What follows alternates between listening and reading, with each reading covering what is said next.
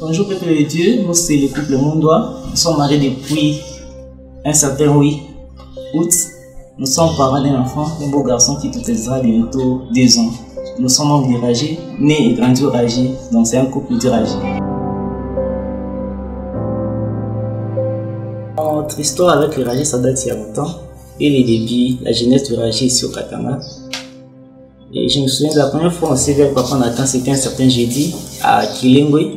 Parce que notre premier rendez-vous avait foiré. Et il y avait un rendez-vous, une sœur qui nous a dit, là où j'étais, il y a un prophète ici au Katanga, il doit venir nous voir se passer des moments un peu bizarres, un peu compliqués.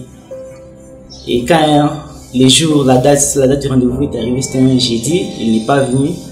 Et à mon retour, je me suis dit, bon, il m'a fui. Il m'a fui sûrement, il n'est pas à la hauteur.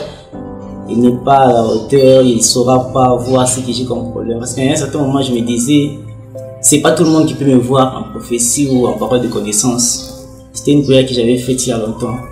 Et je me disais que c'est pas tout le monde parce que j'avais plus confiance à certains prophètes qui se disent prophètes ici au Katanga. Et les seconds rendez-vous, c'était un autre jeudi, le jeudi suivant. On s'est vu, on a eu à parler, même eu à échanger. Nous avons parlé pendant un peu longtemps et nous avons eu quand même le temps de prier ensemble. Et c'est là même qu'on a on a retenu le programme de jeudi au Ragé comme ministère. On a commencé ce programme dans cette maison de Kilengwe, ici à Lubumbashi. Voilà, moi si je dois parler de mon arrivée au Ragé, je dirais je suis venue au Ragé à la fin de l'année 2016. C'était après je suis Gabrielle que je suis venue au Ragé.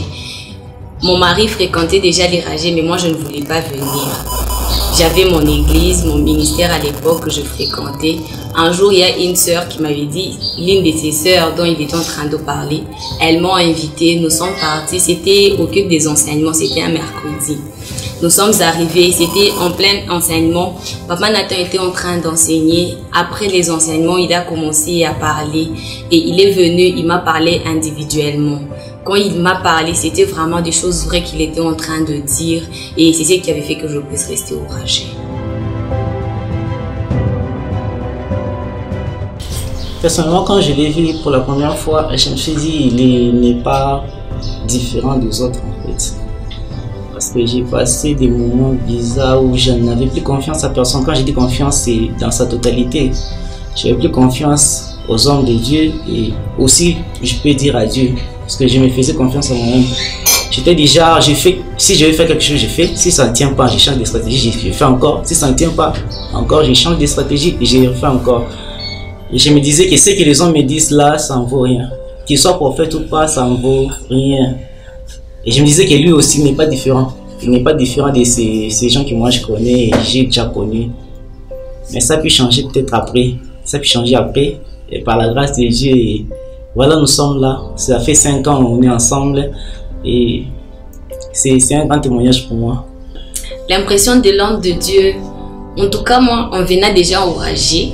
Par les échos, on parlait déjà de Papa Nathan et tout. Je me disais que j'ai réussi avec mes problèmes. Je vais voir si les Papa Nathan là va voir aussi. Et quand je suis arrivée, en tout cas, il a pu me parler des choses que je n'arrivais jamais à dire à quelqu'un. Il m'a parlé de cela ouvertement. Je me suis dit, en tout cas, c'est un homme de Dieu.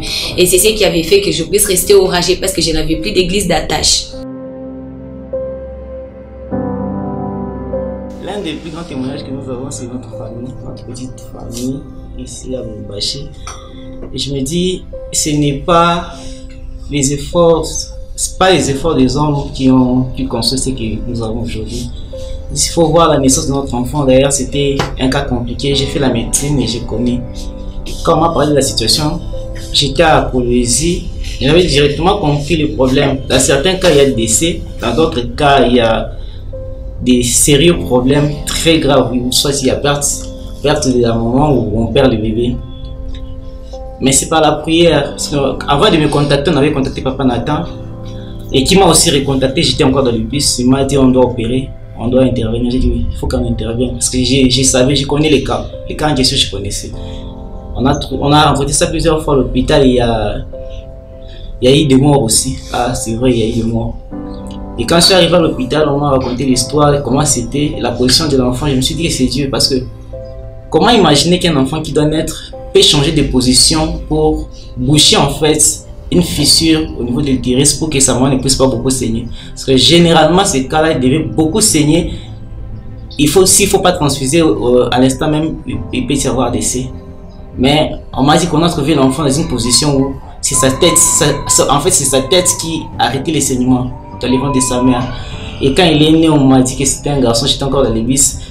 J'ai vu comme si les ciels tombaient sur moi et c'est comme si Dieu ne regardait que moi. Donc vous autres là, c'est comme si Dieu ne vous regardait pas parce que c'était un cas très compliqué.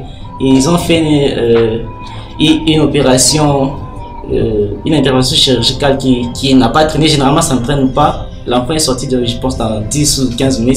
C'est la maman qui était restée. Ma prière c'était de croiser maintenant mon épouse à bonne santé parce que là ça traîne quand même. Et quand je l'ai vu, j'ai vu le bébé, je l'ai porté dans mes mains, je me suis dit que quelque chose dans ma vie a changé. Et c'est quelque chose là, je ne sais pas comment expliquer ça. C'était ma première fois de sentir cette grande joie. Comme mon mari était en train de le dire, j'ai connu vraiment un accouchement compliqué. Normalement, la date probable de l'accouchement, c'était le 23 mai. Mais j'ai fait au moins des semaines de surplus que je ne me suis pas accouchée. Selon le médecin, si la date devait être vraiment le probable des probables, ça devait être le 27 mai. Mais je suis allée jusqu'au 10 juin. Pour celles qui me voyaient, mon ventre faisait 2 fois l'enfant de sang et il remontait. Et tout cela était dû à un phénomène que je ne sais même pas expliquer. Quand je suis arrivée à l'hôpital le 10 juin, la dame, on a appelé une sage-femme qui est venue faire le toucher. Quand elle m'a fait le premier toucher, j'ai vu directement son visage avait changé. Elle a appelé le médecin. Le médecin est venu, il a fait le toucher. Son visage aussi a changé encore. On a appelé une troisième médecin qui était une dame. Quand il est venu, il a fait le toucher. Il a dit l'enfant est en postérieur. Bon, je ne savais pas ce que signifiait postérieur. J'ai demandé, docteur, l'enfant est en postérieur, c'est-à-dire quoi? Il a dit non, madame, ne vous inquiétez pas, ça va, l'enfant va bien. Il a dit tu es venu avec. J'ai dit je suis venue seule, mais j'avais au moins une dame qui est en train de m'accompagner, une connaissance à moi. Il est aussi infirmière là-bas à l'hôpital.